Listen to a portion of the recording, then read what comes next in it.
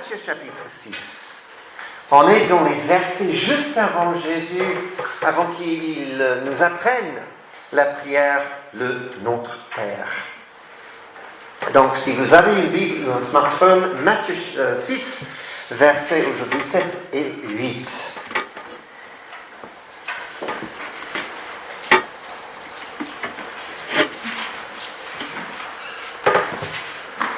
Les disciples de Jésus sont avec lui, pas tous les jours.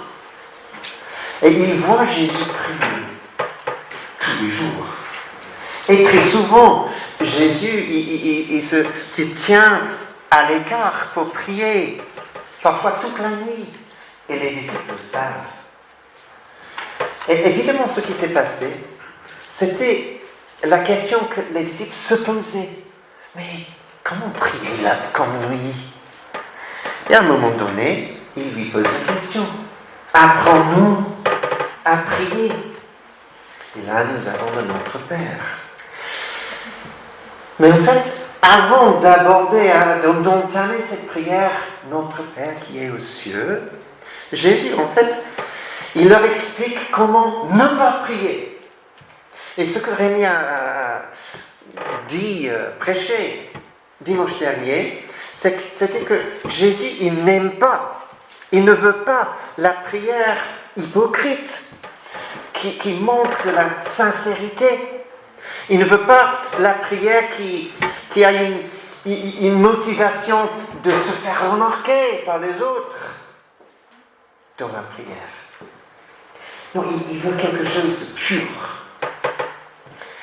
La seule personne qui aurait besoin de te voir prier, c'est le Père. Et Jésus continue, et je vais lire les versets 7 et 8 maintenant. Il continue avec d'autres instructions essentielles pour la prière et pour notre prière à nous. Alors 7 et 8, Matthieu 6. En priant, ne multipliez pas de vaines paroles comme les païens qui s'imaginent qu'à force de paroles, ils seront exaucés. Ne les ressemblez pas, car votre Père sait de quoi vous avez besoin avant que vous le lui demandiez. Et ce sera très simple cet après-midi. Je veux dire deux choses. Verset 7, verset 8. Ne multipliez pas les vaines paroles. Deuxième chose, Dieu sait tout. Et le but, et donc ma prière pour ce message, c'est que Dieu fasse quelque chose dans nos cœurs pour nous donner le désir brûlant de prier le Père. Et bien sûr, comme John vient de dire, nous avons toute une semaine, beaucoup d'activités, même des réunions de prière, le matin, mardi, mercredi, jeudi, vendredi à 6h30. Ah, ça fait... J'aimerais que Dieu fasse quelque chose dans nos cœurs pour que la prière devienne quelque chose. Bah oui! Envoie-moi, me voici. Première chose, verset 7. Ne multipliez pas de vaines paroles. On aurait pu utiliser là l'expression la répétition vaine. Et Jésus, il est en train de nous exhorter à ne pas accumuler les mots et de ne pas traiter la prière comme une espèce d'incantation magique. Et à l'époque, les Grecs et les Romains, c'est-à-dire les païens, leur prière était verbeuse, répétant sans cesse le nom de telle ou telle divinité. Et certains disent aussi que les Juifs, les rabbins juifs à l'époque, enseignaient que plus la prière était longue, plus Dieu avait de chances de les entendre. J'aimerais illustrer par une histoire dans l'Ancien Testament, dans le livre d'un roi, chapitre 18, nous assistons à une épreuve épique, de force épique contre les prêtres du faux Dieu Baal et le prophète de l'Éternel, Élie.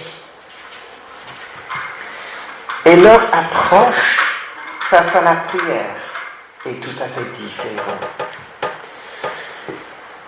Élie dit, il annonce à tout le monde, le Dieu qui répondra par le feu, celui-là sera Dieu. Et puis les prophètes de Baal construisent un autel et mettent le sacrifice dessus. Ils crient depuis le matin jusqu'à midi, Baal, réponds-nous, Baal, réponds-nous. Alors pendant des heures, et Élie se met à les larguer. Il crie plus fort. Il commence à sauter et à danser et même à se couper jusqu'à ce que le sang coule sur eux. Verset 29 dans ce chapitre 1, Roi 18. Mais il n'y a eu ni voix, ni réponse, ni signe d'attention. Et puis c'est le tour d'Élie. Il ne danse pas. Ça ne va pas dire que danser c'est mauvais. Il ne danse pas, il ne se coupe pas, il ne se répète pas. Sa prière est tout à fait simple et sincère. Ça vient du cœur. Il prie, Éternel, Dieu d'Abraham, d'Isaac, d'Israël, que l'on sache aujourd'hui que c'est toi qui es Dieu et que moi je suis ton serviteur. Et j'ai fait tout cela sur ton ordre. Éternel, réponds-moi, afin que ce peuple reconnaisse que c'est toi, Éternel, qui es Dieu. C'est toi qui ramènes leur cœur vers toi, parce que son désir profond, c'est que les gens sachent que Dieu leur tend la main, il les aime. Et Élie n'avait pas besoin de prier pendant des heures et des heures en répétant des mots sans réfléchir. Il savait que Dieu écoutait. Il savait qu'il priait selon la volonté de Dieu. Et si vous connaissez l'histoire, le feu tombe sur le sacrifice. Mais attention, bien sûr, c'est possible et même encouragé de prier pendant des heures sans être concerné par cette accusation de multiplication de vaines paroles. Après tout, Jésus, il se met à l'écart, il prie toute la nuit, parfois. Donc, où se trouve la clé ici? La clé s'appelle le cœur. Dans le jardin de Gethsémani, Jésus dit à Pierre, Jacques et Jean, je pense, « Vous n'avez donc pas pu rester éveillés une seule heure ?» Jésus priait pendant toute une heure. Les disciples, voilà, sont endormis. Donc prier pendant des heures, ça va très très bien, selon l'état de nos cœurs devant Dieu. Le verset 7 ici vise plutôt la répétition interminable et non la prière engagée qui vient du cœur. Et une histoire, si vous voulez, l'évangéliste du 19e siècle, je pense D.L. Moody, il a terminé une prédication un jour, il s'est retourné, il a demandé à un homme de prier. Et l'homme s'est levé et il a commencé à prier. Et lui, il a prié. Et a prié. Et a prié. Et après un moment, combien, j'en sais rien, l'évangéliste, il a interrompu cet homme. Et il a dit à tout le monde, pendant que frère Smith rattrape ses prières, Tournons-nous vers nos livres de cantiques et ouvrons à page 10 et on va chanter. Répétition, longue prière, peut-être pas beaucoup de sincérité, selon lui, sûrement, dans ce cas-là. Et même si nous n'avons pas l'habitude, dans nos réunions de prière, si vous voulez, on n'a pas l'habitude de prier pendant un quart d'heure, 20 minutes, une demi-heure, une répétition vaine. Je peux vous donner un exemple de mon expérience mauvaise. Voilà, j'ai beaucoup appris. Il y a longtemps, il y a très longtemps, j'avais 26 ans. Et à l'époque, j'habitais en Angleterre. Je venais d'être qualifié pour le métier d'avocat. Et je faisais partie d'une église dans une ville dans le nord d'Angleterre. Et c'était une ville plutôt ouvrière. Et du coup, dans l'église, une église de 200-250 personnes, il n'y avait pas beaucoup de personnes qui avaient Bac plus X. Pour eux, la plupart, c'était Bac moins quelque chose. Et moi, j'étais relativement éduqué. Il n'y avait pas de diplôme, de master et tout ça dans l'église. Et un jour, j'étais là au groupe de vie, chez nos voisins. Et pendant le temps de prière, j'ai prié. J'ai prié une bonne prière, avec une très bonne articulation, avec un vocabulaire impressionnant, avec quelques citations de la Bible, etc. Alléluia, Amen. Et à la fin de la réunion, une jeune femme, Patricia, m'a abordé pour me dire quelque chose qui reste avec moi aujourd'hui. Elle m'a dit, écoute, j'ai pas beaucoup aimé ta prière, même si j'ai pas trop compris.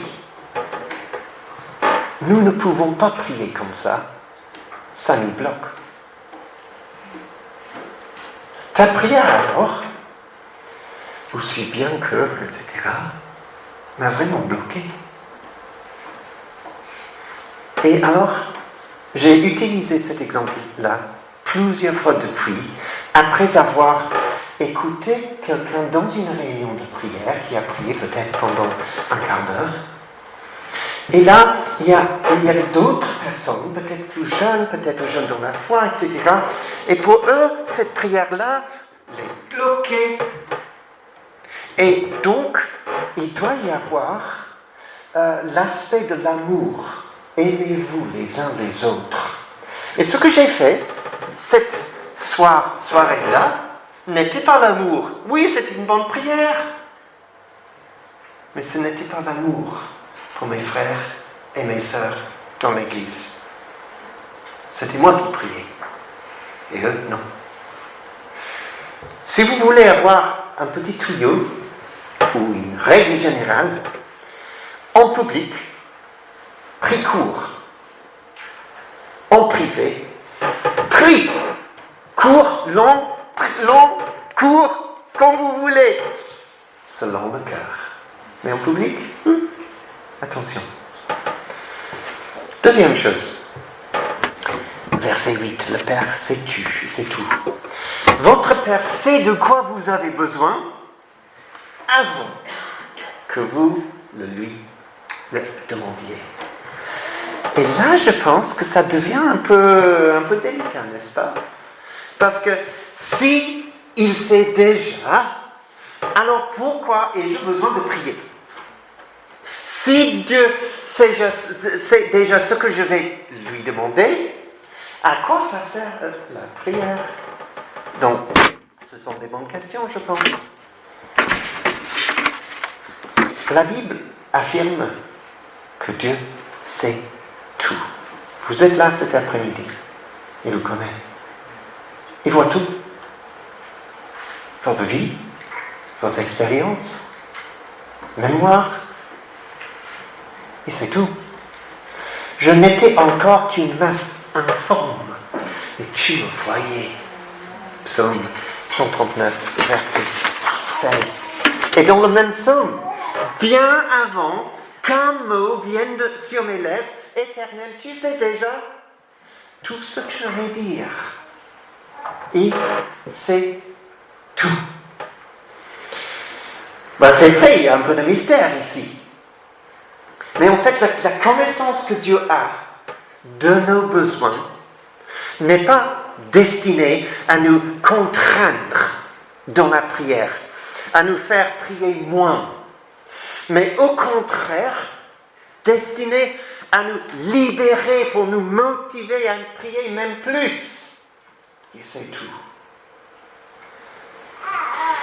Et je vois que les trois membres de la Trinité, le Père, le Fils, l'Esprit, sont tous impliqués dans la prière pour nous encourager. Par exemple, le Père.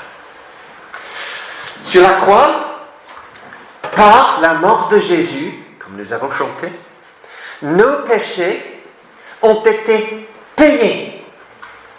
Et la justice de Christ a été appliquée par le Père à notre compte, sans qu'on le mérite. C'est le message de l'Évangile. Nous avons donc une libre entrée, un libre accès dans la présence, la salle du trône, pour prier. À cause de ce que le Père a fait en Jésus. Le Père nous écoute. Après tout, Jésus nous dit de prier notre Père, parce qu'il nous écoute. Et ce verset 7, il sait déjà ce dont on a besoin. Et puis le Fils est impliqué aussi dans la prière. Jésus lui-même prie pour nous. Il est à la droite du Père et il intercède pour nous, selon Romains 8. Jill, mon épouse, elle prie comme vous priez. Et parfois, elle prie dans notre chambre d'amis, une deuxième chambre. Et le cloison entre cette chambre-là et l'autre pièce n'est pas épais. Ce n'est pas des briques. Et parfois, je peux écouter, je peux entendre. Et parfois, elle prie pour moi. Ce qui est bien. J'aimerais que vous imaginiez que ce n'est pas Jill dans la chambre à côté, dans la pièce à côté, mais c'est Jésus. Et qu'il est là, et tu entends, qui prie pour toi. Et c'est exactement ce qui se passe. Il est là, à la droite du Père, il prie pour nous encourager. Et si tu l'entends prier pour toi, tu seras hyper encouragé et tu ne craindrais pas 1 million d'ennemis. Jésus prie pour toi. Et puis, nous avons le Saint-Esprit qui nous aide à prier lorsque nous sommes à court de mots. Romains 8 encore, l'Esprit lui-même intercède par des soupirs inexprimables. Le Père, il est pour nous. Le Fils, il est pour nous. Le Saint-Esprit, il est pour nous encourager. Alors, si il sait déjà comment ça m'affecte, quel est l'impact dans ma vie de prière? Première chose, je pense, nous pouvons prier et nous devons, je pense, prier comme des enfants. Jésus, il veut qu'on soit comme des enfants dans la foi. Matthieu 18, verset 3, je vous le dis en vérité, si vous ne vous convertissez pas et si vous ne devenez pas comme des petits enfants, vous n'entrerez pas dans le royaume des cieux. C'est important pour Jésus. Luc 10, Jésus prie, je te suis reconnaissant, Père, de ce que tu as caché ces choses aux sages et aux intelligents et les a révélés aux enfants. Oui, Père. Je te suis reconnaissant car c'est ce que tu as voulu. Alors, nous devons prier comme les enfants. Les enfants prient comment? D'une manière très simple. Peut-être cet après-midi, chez les lumignons, les torches ou les étincelles, ils vont avoir un petit temps de prière. Les enfants prient simple. C'est bien. Si un enfant est triste, peut-être il va prier. Dieu, je suis triste, je pleure, je pense que ça ne va pas. Je suis vraiment triste. Mais tu es bon, aide-moi, amen. Sèche mes larmes. Mais quand on commence à grandir, parfois la prière se complique. Nous ajoutons des complications dans notre prière, même des doutes. Il y a des messies dans la prière. Mais l'enfant, tout simple. Dieu, il sait déjà ce dont nous avons besoin. Donc, nos prières doivent être aussi simples que celles d'un enfant. Pas sophistiquées, simples. Demandons simplement ce dont nous pensons avoir besoin. Il sait déjà.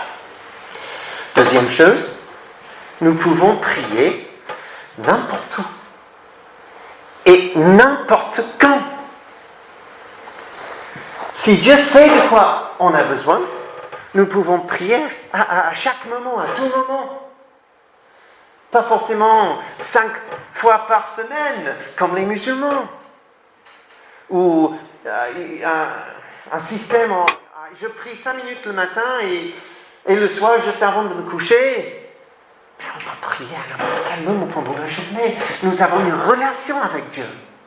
Et c'est ça la prière. On se tourne à lui à n'importe quel moment.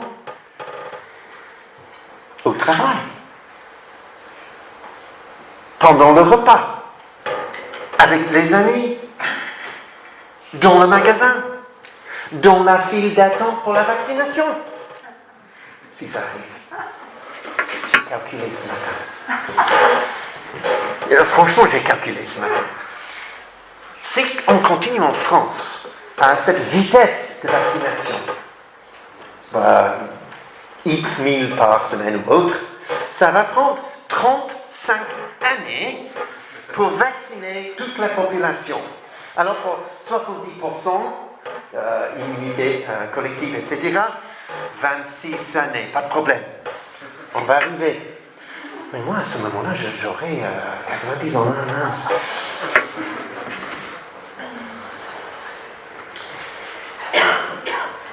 Nous n'allons jamais présenter une demande à Dieu surprenante pour lui, rebutante, choquante. Jamais. J'aimerais que vous imaginiez maintenant une situation impossible, mais essayez quand même. Dieu, il est assis sur le trône de tout l'univers. Ça va pour l'instant. Mais il est à moitié endormi. Ok, problème. David s'apprête à aller confronter Goliath.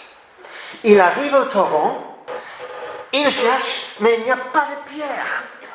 Donc il prie, Éternel, où se trouvent mes 5 pierres? L'Éternel, moitié endormi. C'est la panique générale chez les anges.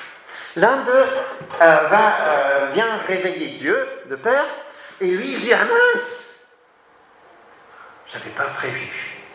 Alors, toi qui joues à la harpe, arrête, tu vas tout de suite, tu as 2 minutes, file, cherche-lui 5 pierres. Alors, forcément, c'est stupide. Stupide!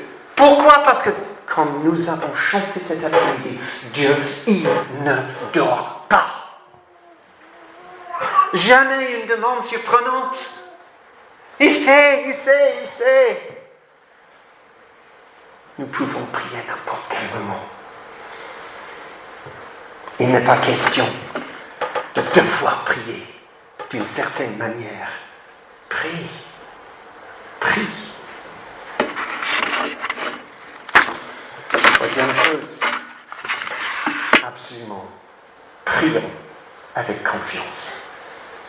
Et quand on regarde cette semaine de prière, prions, seul, et en groupe, ou couple, ou autre, groupe de vie, réunion, tôt le matin, mais avec confiance. Jésus nous invite à prier le Père qui est assis aux cieux. Il ne dort pas. Il est assis sur le trône de grâce. Dieu sait tout. Le Père, il est très désireux de te donner ce qui est le meilleur pour ta vie.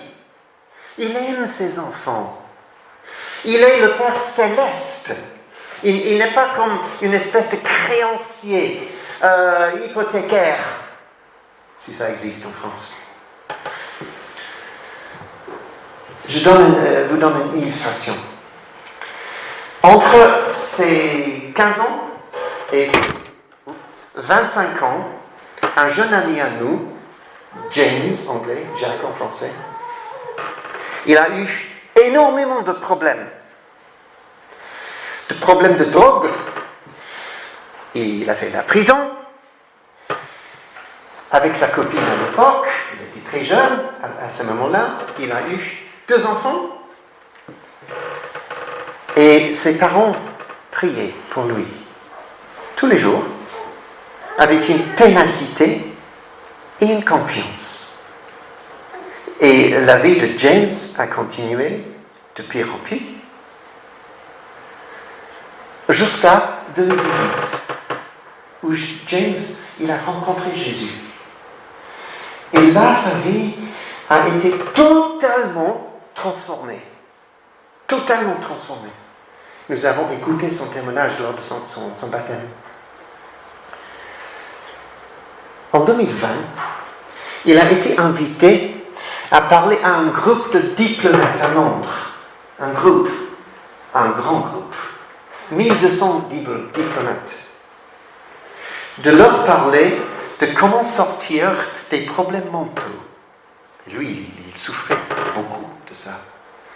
Et selon ses parents, que nous connaissons très bien, ils nous ont dit le vendredi ou samedi soir, sur Zoom, James, il a pris la parole et il leur a dit, Jésus m'a libéré. Waouh! J'aime beaucoup ça, parce qu'il y a 2 ans, 3 ans, oula. Et maintenant, délivré par la puissance de Jésus-Christ. Et ses parents avaient prié tous les jours pendant des années avec une confiance en Dieu. Jésus dit, ne vous inquiétez pas. Ne dites pas que mangerons-nous, que boirons-nous, avec quoi nous habillerons-nous. En effet, tout cela, ce sont les membres des autres peuples qui le recherchent. Or, votre Père céleste, il sait ce dont vous avez besoin. Il connaît tes besoins. Tu n'as pas à t'en inquiéter. Il les connaît, les besoins. Il est ton Père céleste qui t'aime.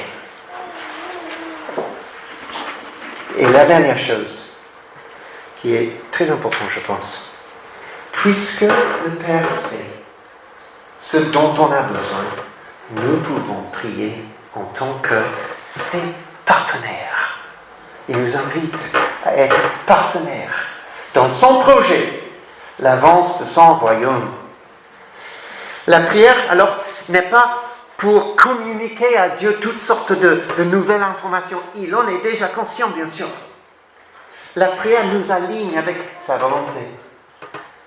La prière nous met en position de partenaire, parce que dans sa sagesse, Dieu, sagesse totale, il a décidé de faire de nous ses partenaires. Et par la prière, et par l'action de nos mains et de nos paroles, etc. La guérison, un exemple, c'est un mystère. Ça, on sait bien.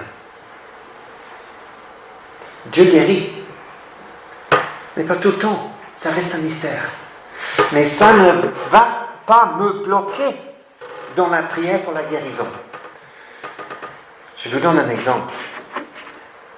C'était hier ou avant-hier, je ne sais plus maintenant. Nous avons eu un message d'une amie à nous qui fait partie, qui est un membre de notre amie église sœur à Quimper, dans la même famille, Sylvie, qui souffrait d'un cancer. Le 28 novembre, toutes les églises New Ground en France, nous avons eu toute une journée ensemble, et à un moment donné, on a prié pour elle, pour la guérison. Hier, Sylvie nous a dit, je suis guérie. Je suis guérie. C'était extraordinaire ce qu'elle disait. Elle avait un cancer de vessie et des taches sur la colonne vertébrale. Elle nous a dit que Dieu l'a guérie, plus de cancer. L'oncologue, je lis maintenant, lui a dit que c'était extraordinaire. Et elle, l'oncologue, a pleuré avec Sylvie parce que Sylvie disait que c'est Jésus qui m'a guéri. C'est un mystère. Mais nous avons un Dieu merveilleux. Nous pouvons prier avec confiance parce que nous sommes ses partenaires. Un autre exemple d'être partenaire avec Dieu. Jésus dit à ses disciples, la moisson est grande, mais il y a peu d'ouvriers. Priez donc le maître de la moisson d'envoyer des ouvriers dans sa moisson. C'est étrange. Parce que Jésus dit en effet de prier le Seigneur de la moisson, lui, d'envoyer des ouvriers dans sa moisson à lui. Et il sait déjà, il connaît très très bien l'état de sa moisson, la récolte. Mais il veut que nous soyons ses partenaires dans cette mission. Quel privilège! La Bible nous montre très clairement que pour Dieu, il est infiniment jaloux pour l'honneur de son nom. Dans quelques semaines, on va regarder ensemble que le nom du Père soit sanctifié. Mais Jésus nous demande de prier cette prière parce que nous sommes les partenaires avec Dieu. Je trouve que c'est un privilège. Tout le long de cette semaine, on va beaucoup prier en étant ses partenaires. Ce n'est pas juste nous seuls, en espérant qu'il fait quelque chose. Non, il nous invite à œuvrer avec lui. Alors, une petite conclusion et puis on va prier.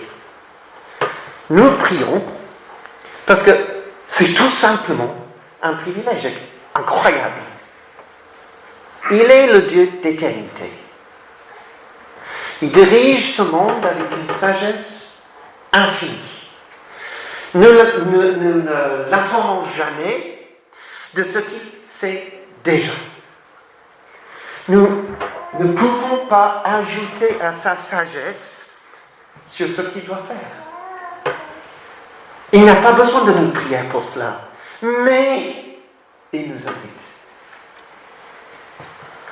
Qui a connu la pensée du Seigneur? Qui a été son conseiller? Mais personne. Mais il nous invite à marcher avec lui. Il nous ordonne de faire de nos prières de véritables causes d'événements réels. Je trouve que c'est extraordinaire. Que moi, un petit être humain, peut œuvrer, travailler avec le maître de tout l'univers dans sa mission pour cette terre. Wow. Pour moi, c'est à couper le souffle. Si on réfléchit. Quel privilège extraordinaire. Son projet éternel, au final, c'est que toute la terre sera remplie de la connaissance de l'Éternel comme le fond de la mer par les eaux qui le couvrent. Et nous, on est partenaires avec ça. Cette semaine, prions pour que la connaissance de la gloire de l'Éternel soit là autour de nous, dans nos immeubles, nos lieux de travail, partout dans cette ville de Lyon, partout dans cette région, que la connaissance de la gloire de l'Éternel. Et nous savons que c'est sa volonté, parce que c'est dans la Bible. Alors prions.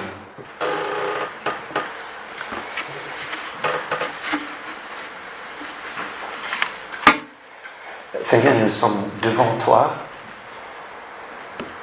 avec un désir d'être tes serviteurs, d'être tes partenaires, tes fils et tes filles, tes enfants. Nous voulons travailler avec toi et dans la prière.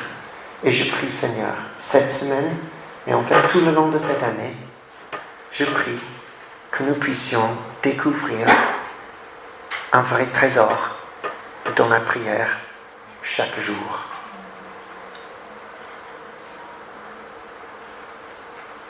Il y a sans doute cet après-midi certains qui se disent je suis chrétien depuis un moment, mais pour moi, franchement, la prière, c'est toujours difficile.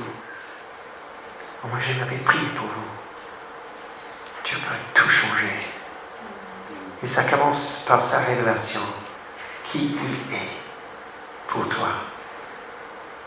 Saint-Esprit, Père, Fils, Père, envoie le Saint-Esprit pour révéler dans nos cœurs qui tu es, qui nous sommes.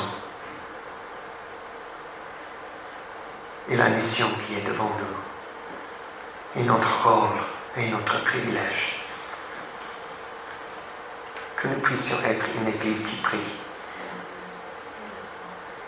Qu'une caractéristique de cette Église indéenne soit « il prie ».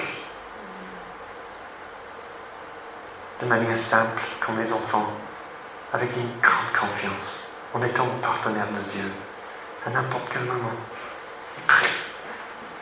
Que ce soit le cas pour nous, au nom de Jésus.